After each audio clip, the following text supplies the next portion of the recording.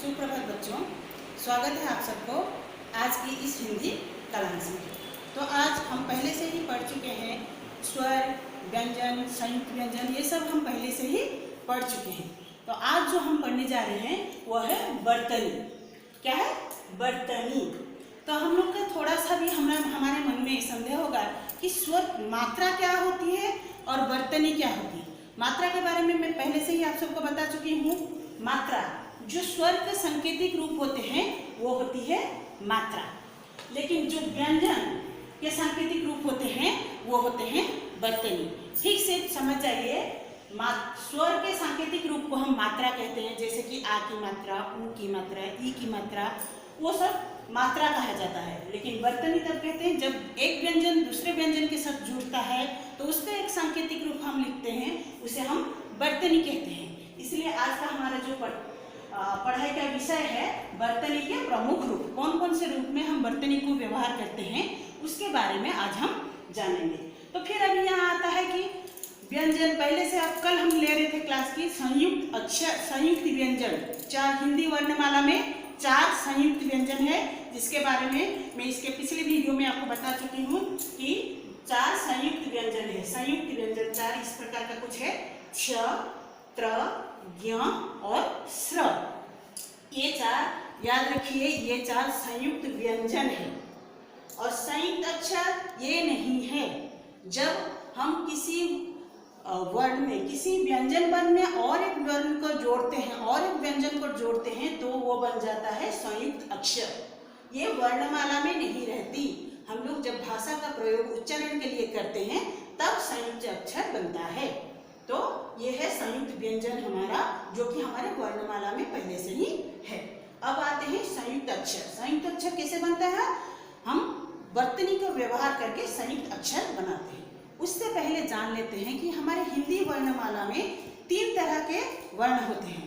एक होती है खड़ी पाई वाले वर्ण, कुछ होती है बीच के पाई वाले वर्ण, और कुछ होता है बिना पाई वाले वर्ण। तो इन तीनों जगह में हम बर्तनी के कैसे व्यवहार करते हैं। जो खड़ी पाई वाले वर्ण होते हैं, अर्थात उसके जो दाहिने हिस्से में एक लकीर जैसे होता है, वो खड़ी पाई वाले वर्ण होते हैं, जैसे कि ख, ग, म, त, ल, स। इन सब अक्षरों में दाहिनी ओर एक लकीर है, सीधी लकीर है जो खड़ा हुआ जैसे रहा है। ये सब खड़ी पाई वाले अक्षर हैं। जब इसमें हम कोई और दूसरा व्यंजन लगाते हैं, मिलाते हैं, बर्तनी बनाते हैं, तो उसका हम ये जो दाहिने तरफ का जो बर्तनी है, जो पाई है, उसे हम हटा देते हैं।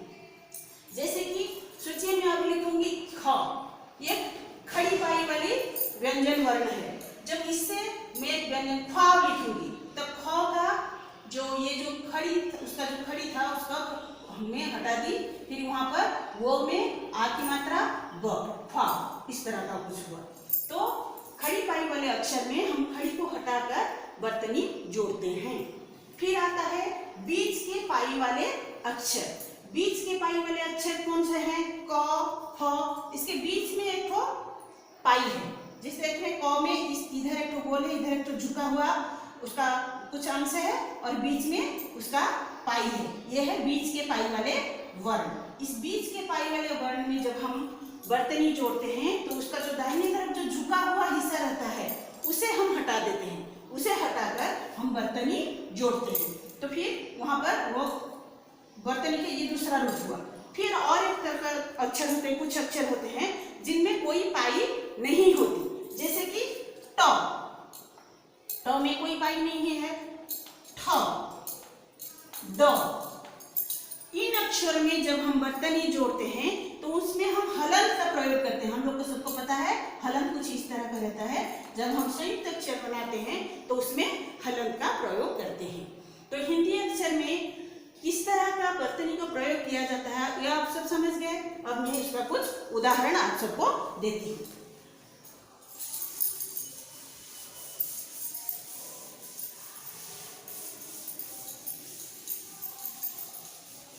तो पहला जो हमारा था खड़ी पाई वाले अक्षर, मैं पहले से बता चुकी हूँ।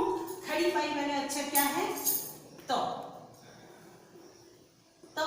जब इसमें से मैं एक संयुक्त शब्द बनाऊंगी तो त से बनाऊंगी त्याग, तो और य जोड़कर हो रहा है त्याग, तो का मैं उसका खड़ी हटा दी, खाली ये वाला पोस्ट उसका अंश रहा, फिर य जोड़ के त्याग त्याग, यह है खड़ी पाई वाली वर्तनी। फिर ल ल ये भी एक खड़ी पाई वाला अक्षर है, मैं लिखूंगी दिल्ली, दिल्ली द में छोटी ई की मात्रा दी, ल का खड़ी हटा दी, दूसरा वाला ल उसमें जोड़ी, फिर उस वहां पर बड़ी ई की मात्रा दिल्ली। इस तरह हम खड़ी पाई वाले अक्षर।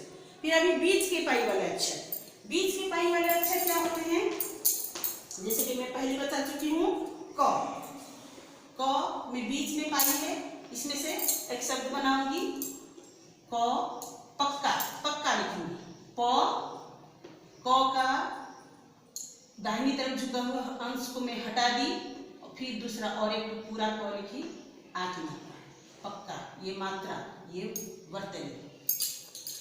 फिर उसी तरह फ में भी बीच में पाई है, उसका दाहिनी तरफ झुका हुआ अंश है, इस झुका हुआ अंश को हटाकर मैं लिखूंगी रफ्तार,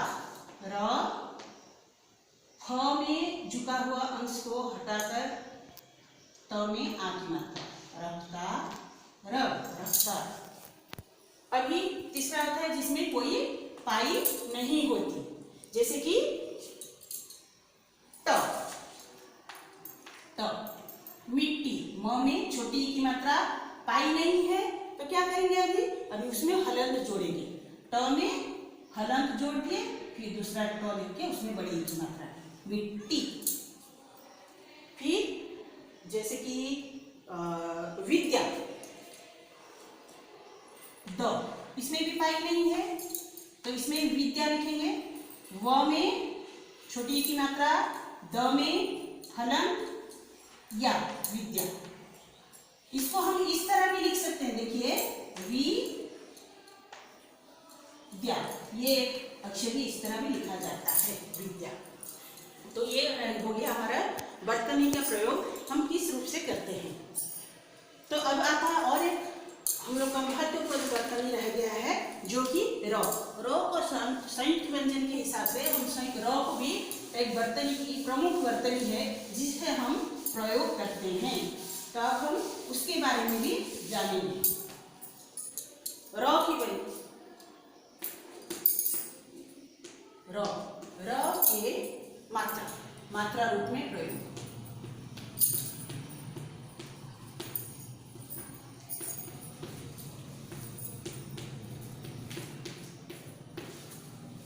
इसमें भी पहले आते हैं जब कोई खड़ी पाई वाले अक्षर रहता है, तो उसमें जैसे कि प एक खड़ी पाई वाले अक्षर है, इसमें जब हम र व्यंजन का मात्रा रूप में व्यवहार करेंगे तो उसमें वो कुछ इस आकृति में उसके नीचे लगता है, तो प हो जाएगा प्र भा त, प्रभात, प में र की मात्रा इस तरह करेंगे। खड़ी पाई वाले अक्षर में र की व्यवहार इस तरह का होता है। जब जिसमें कोई खड़ी पाई नहीं होती है, जैसे कि ट, इसमें खड़ी पाई नहीं है, तो यहाँ पर र का व्यंजन को कैसे व्यवहार करेंगे, र के व्यंजन को व्यवहार करने के लिए यहाँ पर कैसे करे थे, तो यहाँ पर जहाँ पर खड़ी पाई नहीं रहती है, जैसे ओडिया में नौ पढ़ लेते हैं, इस तरह का छोटा सा इसके नीचे लगाते हैं, तो वो हो जाता है ट्र, ट में र की मात्रा ट्र क, ट्र। फिर आता है कुछ अक्षर होते हैं जिसके बीच से निकल कर आता है, जैसे कि श है, श में जब र की मात्रा लगता है तो जो खड़ी पाई यहाँ पर सीधा रह जाता है, स का आधा हिस्सा इधर रहता है, यहाँ पर नीचे इस तरह दिया जाता है, ये हो गया स्र। तो ये हो गया हमारी र की मात्रा के वर्तनी के रूप में कैसे हम व्यवहार कर रहे हैं। तो आज हम पूरा जो जितना हमारा व्यंजन वर्ण था उसमें से जैसे वर्तनी मात्रा के रूप में सब कुछ हम जान चुके हैं। अब मैं आपको इसमें से कुछ गृह कार्य देती हूँ जो आप सबको करना जरूरी है। तो आपको अभी कुछ मैं दूंगी अक्षर, जिसका उदाहरण मैं पहले एक दो दे दूंगी, फिर उसके बाद दूसरा आपको अपने आप करना पड़ेगा, आप करके लाएंगे। तो मात्रा जैसे कि हमारे गणित में होती है, विस्तारित रूप को हम लोग संकुचित करके करते हैं, इसी तरह मैं मात्रा जोड़कर कुछ विस्तारित रूप दूंगी, आपको उसको संकुचित करके शब्द बनाना है। जैसे कि मैं यहाँ पर लिखी हूँ, देखिए, प हलन जोड़ औ, ये जोड़, र हलन जोड़ आ जोड़, ण हलन जोड़ ई जोड़, क हलन जोड़ अ। ये क्या होगा? मैं पहले से ही जब से ये वर्णमाला में शुरू की हूँ जो उसमें से पहले से ही बता चुकी हूँ कि स्वर की सहायता के, स्वर के उच्चारण के लिए बिना सहायता में स्वर को हम उच्चारण कर सकते हैं, लेकिन व्यंजन को हमेशा किसी स्वर की सहायता से ही उच्चारण किया जाता है और हर व्यंजन में अ स्वर जुड़ा रहता है। यहाँ पर देखिए, यह है प्र, प्र में ये है स्वर प्र औ, जोड़ के क्या हो गया? क्या? प्रो। ये प नहीं, सॉरी, प में हलन, प में औ की मात्रा जुड़ गया, ये हो गया पौ। र में आ की मात्रा जुड़ा, क्या हुआ? रा। ण में ई की मात्रा जुड़ा, णी। क व्यंजन है, उसमें अ स्वर जुड़ा, क।